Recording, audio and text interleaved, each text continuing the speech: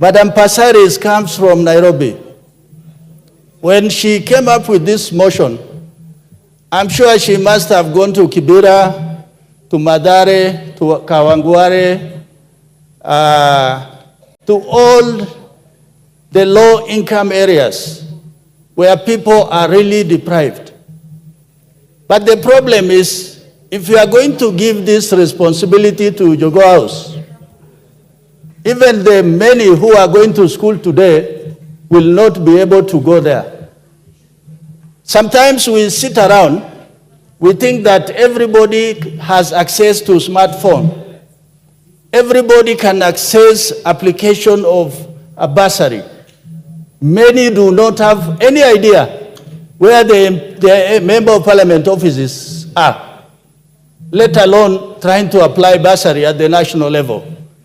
The advantage of what is happening today, if we members of parliament are diligent, whether ANGAF or NGCDF, is for the two of us to put our heads together so that in collaboration we are able to coordinate so that there's no duplication.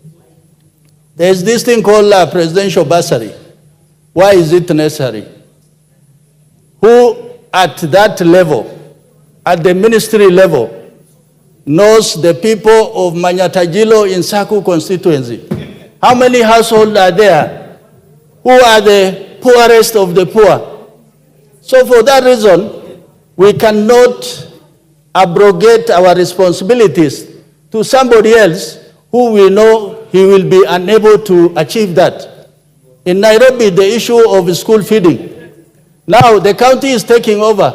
What has happened with the ministry? So with those few remarks,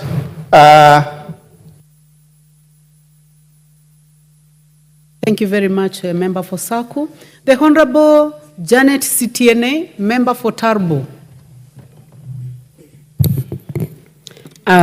Thank you, Madam Speaker, for giving me this opportunity to add my voice. Madam Speaker, I want to thank Honorable Passaris for bringing this motion, which has good intent, but I stand to oppose the consolidation of the funds because it will be unfair to very many needy students. Decentralizing these funds was the best thing that ever happened to assist the very needy students in this country. And that is why we have the various kitties that support the needy students in the ground. The NGCDF, the NGAF, the county fund, all of them touch the people on the ground. And if you look at it closely, you will realize that the NGCDF system reaches the very, very villages in the way the bursaries are given to the students. They are able to reach the villages and be able to identify who are these very needy students in those villages in every sub-county. Madam Speaker, what will happen to those students that are in the middle colleges? How will they be supported, the very needy students? Whereas we are talking about basic education ministry taking over this, consolidating the fund and giving out free primary education. What will happen to the middle colleges, where we have very needy students that need us to identify on the ground, because we are the people on the ground. The MCS, the MPs, the women reps are the ones who can actually identify who are these people in the villages. Using the village elders, we are able to reach those very needy students to afford an education. Madam Speaker, basic education is free in this country. We only need to add, increase capitation to these institutions and ensure there is efficient, effective management of these funds to be able to provide an education for every primary school child, Madam Speaker. Madam Speaker, the ministry also do not have the capacity to reach to the ground and be able to identify the very needy students who need to be supported by this fund, Madam Speaker. So I stand to oppose. Let those kitties work as they are. We only need to harmonize the way we do in our various areas. That what the MP has, when a student benefits from the NGCDF kitty, then another student will benefit from the MCA kitty. Another different student, needy student, will benefit from the county government kitty. So, Madam Speaker, this has been the best way to be able to give bursaries to those very needy students. So, Madam Speaker, coordination is key, and maybe increasing capitation to the Ministry for Basic Education to be able to provide free primary education. But this fund, if it has to be consolidated, then it should be consolidated and put into NGCDF kitty for it to be dispersed to the very needy students. Because like my colleagues have said, there is nowhere this NGCDF bursary fund has not reached within the locations, within the villages. So, Madam Speaker, I oppose and stand that those kitties remain as they were. The only thing we need to do is ensure there is capitation from the Ministry of Basic Education is enhanced and it is efficiently utilized for purposes of free primary education, Madam Speaker, and I stand to oppose. Thank you, Madam Speaker. Thank you, Member for Tarbo. The Honorable Raphael Wanjala, Member for Budalangi.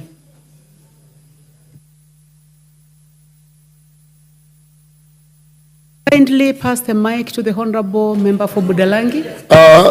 Thank you, Honorable Speaker, for giving me this chance to contribute on this very, very extremely important motion. Madam Speaker, education is equalizer. If you ask these honorable members in which families they are coming from, each one of them has a history to tell.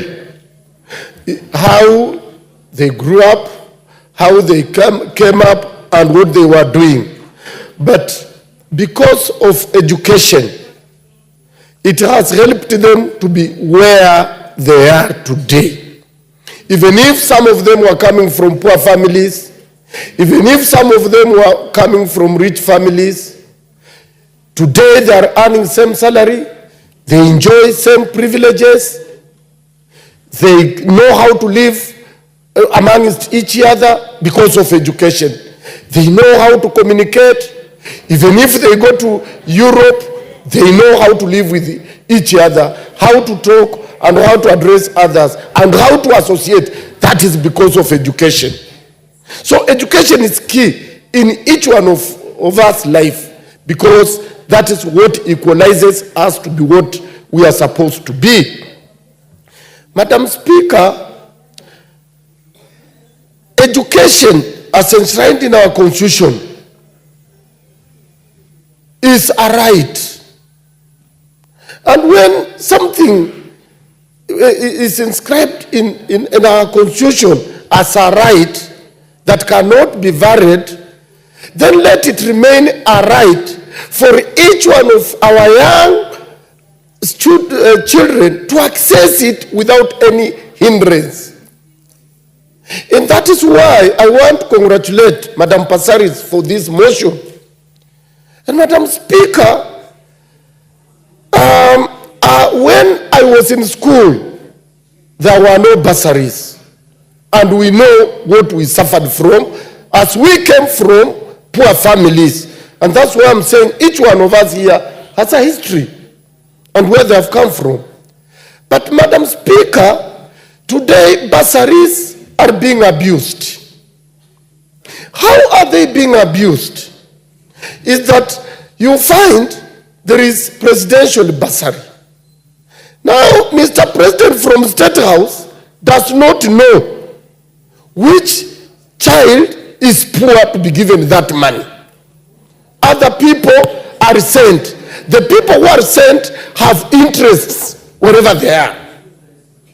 Today, you will find an MCA is giving bursary. Higher education is not developed. Why is an MCA giving bursary? Governor is giving bursary. Higher education is not developed. Why is a governor giving bursary? That is why you find Honorable Zamzam saying, if the governor of Mombasa got 600 million to distribute to students within that county, how many constituencies do we have? If we have 4, if we have 5, if we have 6, that means each constituency will get 100 million. Madam Speaker, 100 million alone is enough for that constituency, for every student to go to school without any problem.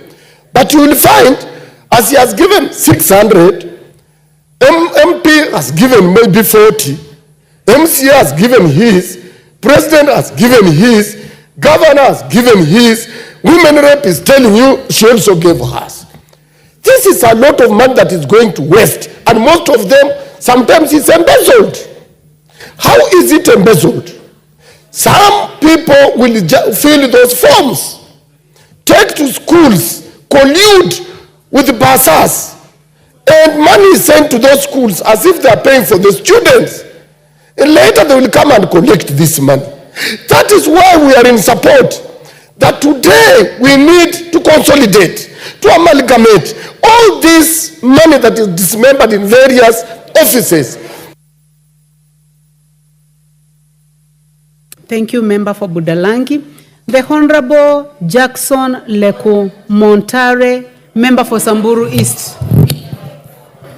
Your time is over. We go to the Member for Samburu East. He has been waiting. Yeah, thank you, Madam Speaker, for giving this chance to contribute. Madam Speaker. Order, Member for Budalangi.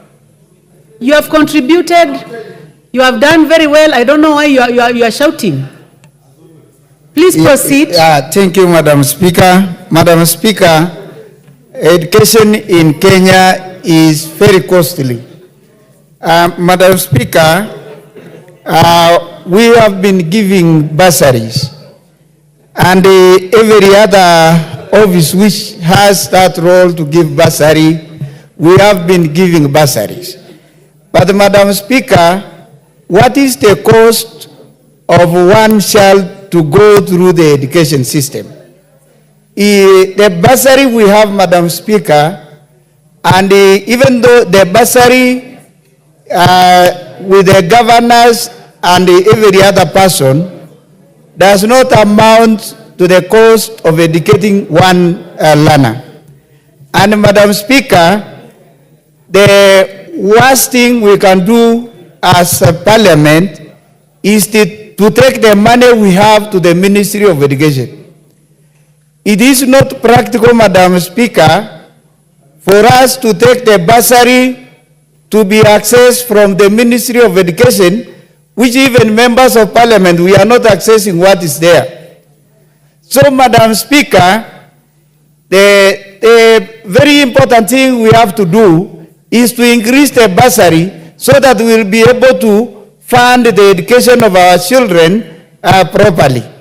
What we lack, because even if you look at what the governors are giving, maybe a student can get 15,000 plus the 10,000 even from the MP. That is 25,000. But what you are supposed to give is more than 100,000, Madam Speaker. The gov bursary is very little. In fact, very few students will get the gov bursary. So I think the right thing we have to do is to increase the bursary so that we will be able to meet a cost which is required.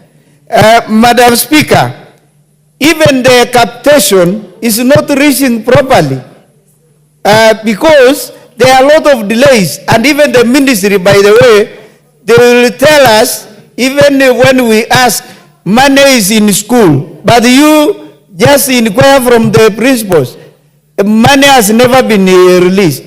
So I think as a house or a parliament, if there are other money that we have to add to the bursary so that we will be able to pay, that is the best thing. And Madam Speaker, as members of parliament, if maybe even asked to release what we have, our children will learn without being asked any other contribution, we are more than willing. But this is not enough. The capitation plus what we have, even the CS education answered us here, because somebody asked, if we release all the bursary we have to Ministry of Education, is it enough for our children to learn freely? But the answer was no. So I think we are not getting it right to say, let this bursary go to the education, Ministry of Education, because it will not be free. And I think that is the whole thing. We have to increase the bursary so that we will be able to meet the needs of our students. Thank you, Madam Speaker. I oppose this. The Honorable Kathambi Chepkwony, member for Njoro.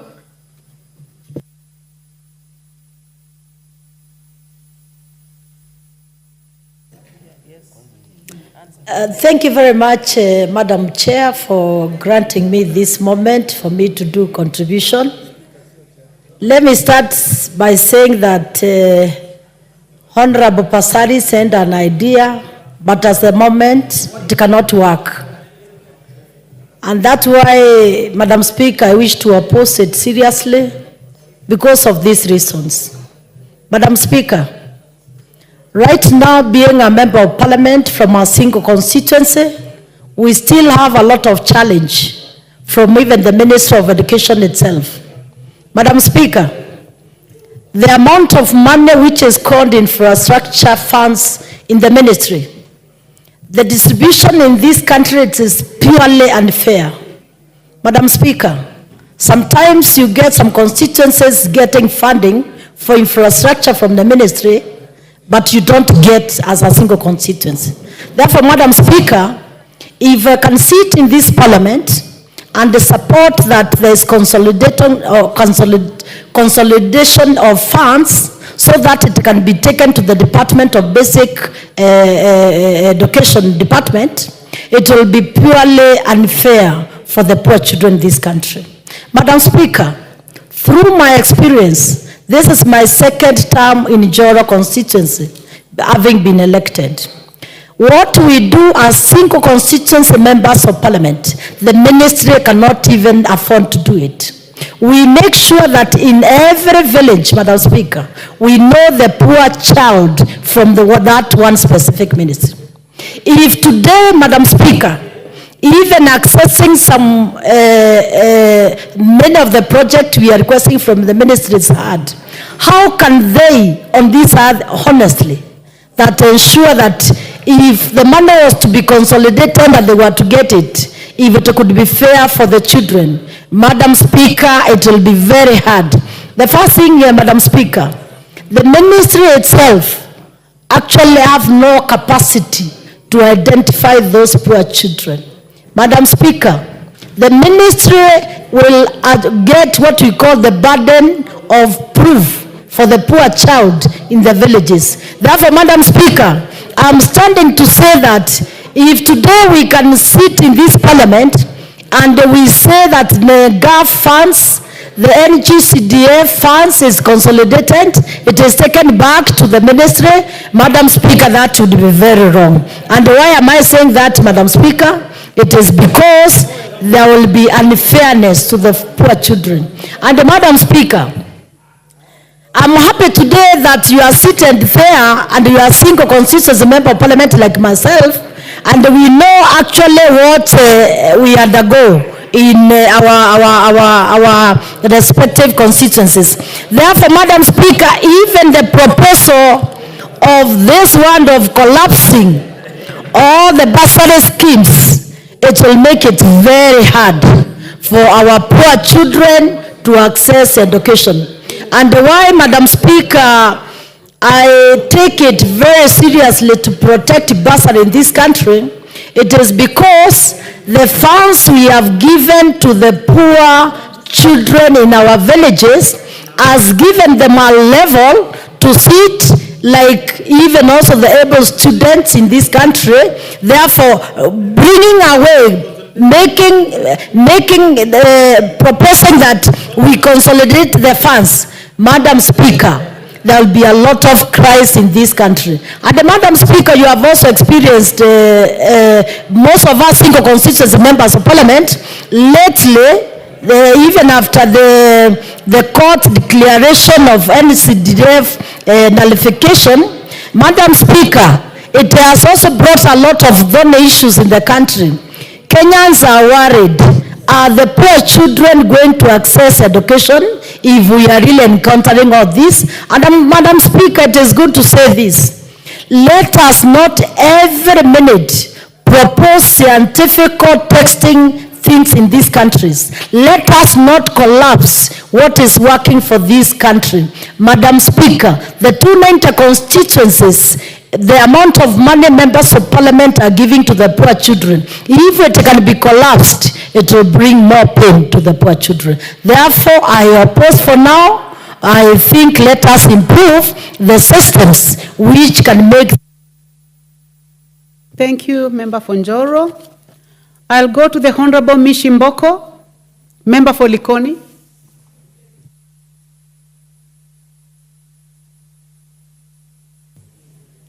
Asante sana Mheshimiwa Spika. Mheshimiwa Spika, nasimama kuzungumzia hoja hii ambayo imeletwa na Mheshimiwa Passaris, na niseme nimeona ya kwamba lengo lake limekuwa lengo bora ya kuhakikisha ya kwamba watoto wetu wanaweza kupata elimu vile inavyofaa.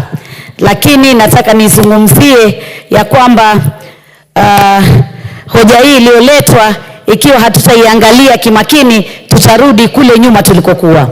Kwanza kabisa tujiulize, kwa nini taifa letu limechukua mbinu ya ugatuzi?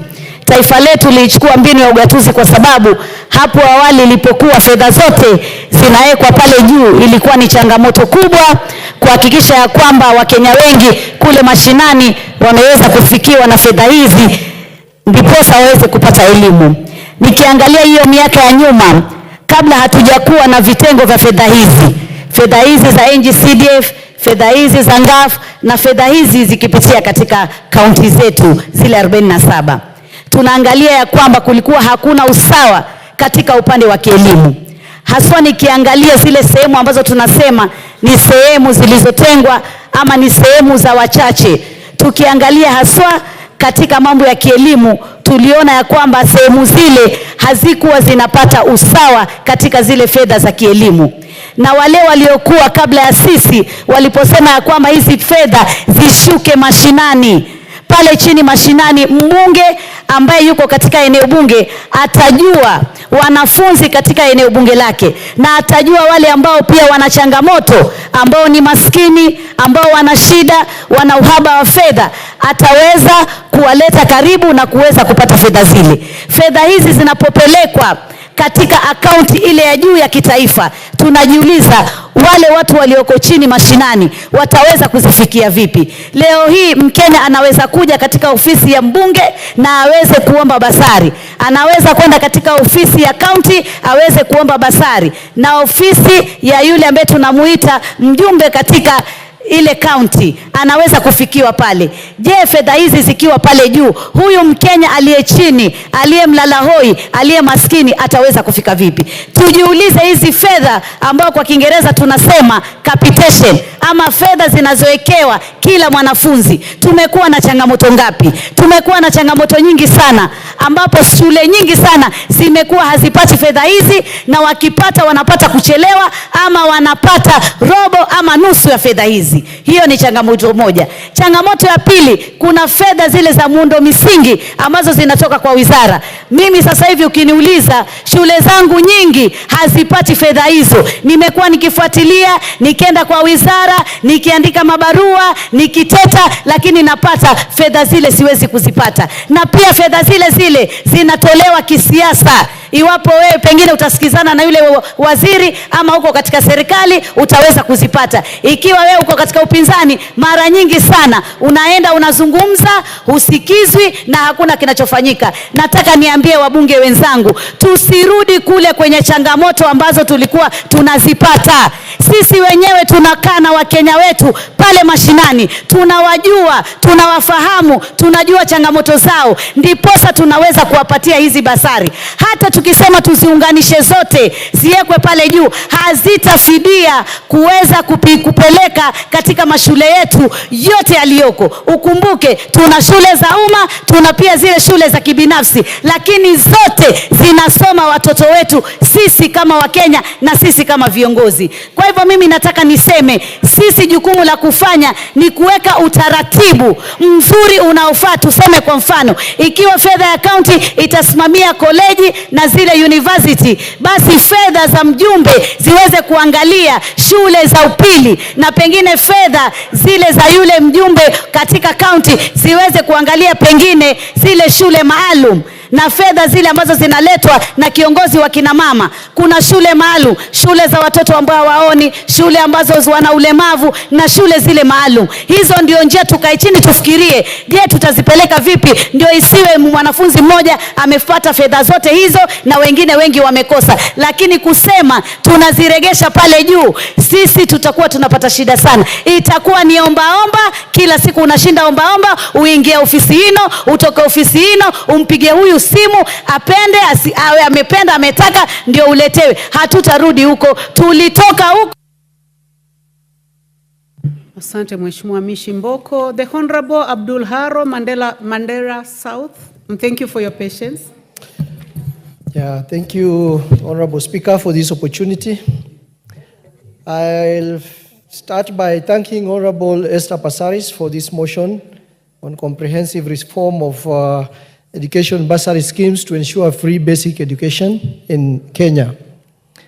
And from the word go, I would want to say that I oppose this motion, and for the reasons that follow. Honorable Speaker, I would like to draw the attention of everybody to the prayers in this, the prayer in this motion. The prayer says, now therefore this House urges that the government, through the Ministry of Education, in collaboration with the relevant stakeholders, undertakes a comprehensive overhaul of the education bursary systems with a view of collapsing all bursary schemes and allocating the funds to State Department of Basic Education for provision of basic education through capitation to be directly remitted to schools. And the reason why I'm drawing the attention of Kenyans to this prayer is because this is a double-edged sword. Honorable Speaker, if we go to the paragraph of the same motion, which quotes Article 43.1 and Article 53.1b, it is clear that basic education is enshrined in our Constitution already as a right, that every child in this country must have basic education as a right. What we need to do is not to reverse the progress we have already made in terms of decentralization of bursaries and try to reinvent a wheel of remaking basic education in this country. What we need to do, if every child in this country, if we ensure as a house that appropriates funds, if we make sure that every child in this country has enough capitation, and we increase the funding for capitation to the Ministry of Education because they're already dealing with capitation, then we can achieve the dream of basic education in this country. And the reason why I'm calling it a double-edged sword is because, one, the reason why we've had the decentralization of bursary in the first place, there's a history to it. It was a question of trying to deal with marginalization, which was already in place, where students from poor families, particularly those from rural areas, were not able to access any scholarships or any fundings that were being administered from the Ministry of Education. Secondly, the funds we are talking about, whether they are NGAF, whether they are NGCDF, constituency bursary, ward, or county government, are not only funding basic education. We are covering even university students. We are even covering students in private universities, which is not covered under this motion. And I must say, and I've always said, we have students in private universities who are not private Kenyans. These are Kenyan citizens like other students, and they also benefit from this bursary. So trying to, reverse the decentralization of bursary so that we can fund basic education, I think is defeatist, and it's a matter that we need to oppose, and I really oppose. We should focus more, I think, as an advice to the sponsor of the motion, Honorable Esther Passaris, we should focus more on how to make free education a reality, given that we already have the goodwill and the support of the provisions in the Constitution, that is Article 43(1) and Article 53(1)(b). And the fact is, as many members have already said, the Ministry of Education already has a lot of things that they're supposed to do, including development of infrastructure countrywide. We know the chaos that are there, and we don't think we need to add them more burden, which they already have no capacity to deal with the other functions, and we add them more functions, which will be promoting them to more inefficiency. Honorable Speaker, thank you very much for the opportunity. Thank you very much. The Honorable Timothy Toroitich, member for Marakwet West. Thank you, Honorable Speaker, for granting me an opportunity to contribute on this very important motion. From the onset, I wish to thank the Honorable Passaris for this motion, but Honorable Speaker, from the onset, I have certain reservations for it. Honorable Speaker, is broken. My answer is no. Do we have challenge in the system?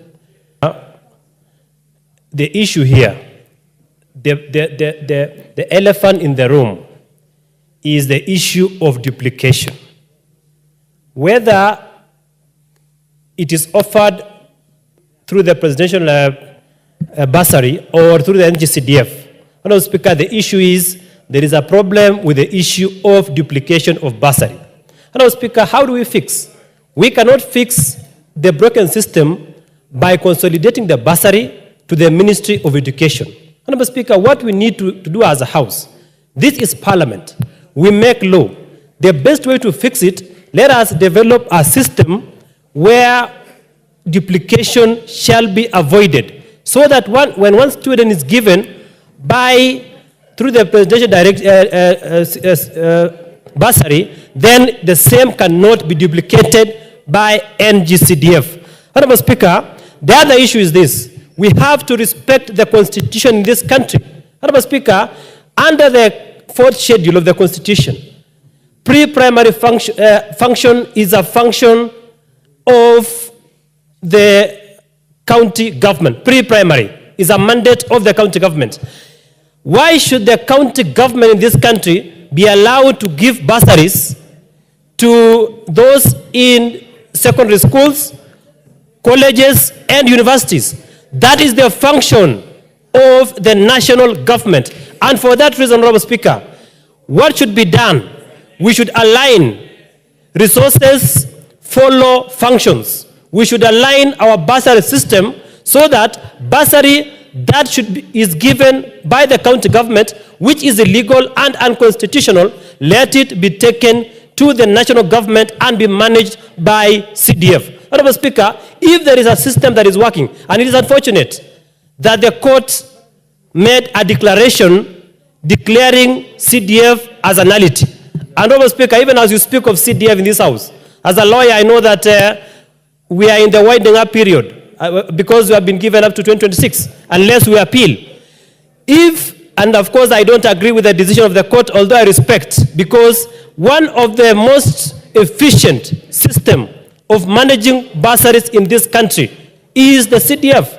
We've never had major audit queries by the Office of the Auditor General in respect to bursaries managed by CDF. Honorable Speaker, I have read the report, the Senate PIC report on bursaries offered by the county governments. Honorable Speaker, there are serious audit issues that have been raised in respect to bursaries that are managed illegally and unconstitutionally by the county governments.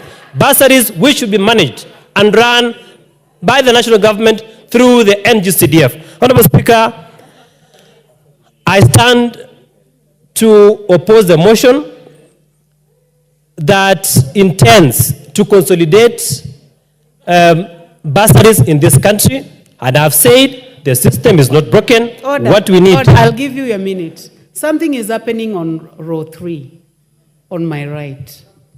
I think it must be very interesting, but please, can you just reduce? Member for Mukordikri, with your team, please. You have 1 minute to conclude. You have 1 minute to conclude, Member for Thank you, Honorable Speaker.